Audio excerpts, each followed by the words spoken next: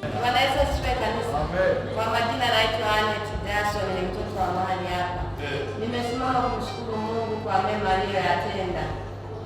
Ilikuwa jana usiku wa kuamkia leo, tulilala na familia yangu tukiwa wazima wa afya, lakini ilipofika saa 9 za usiku mwanangu alishikwa ghafla akaanza kutapika.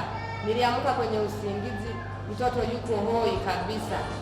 Nikasema hii ni nini, labda ni tumbo limevuruga. Akaamka, nikamshusha chini akatapika, baadaye akarudi kulala. Lakini aliporudi kulala hali kaendelea kuwa mbaya, akachemka kupita maneno mpaka nikawaza maneno gani kupita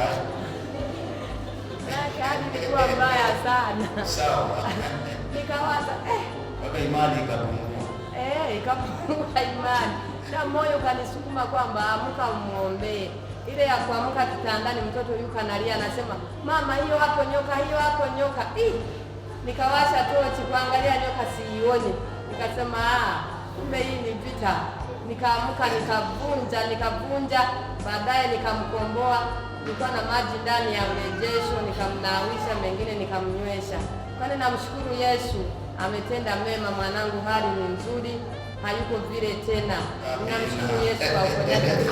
Amen.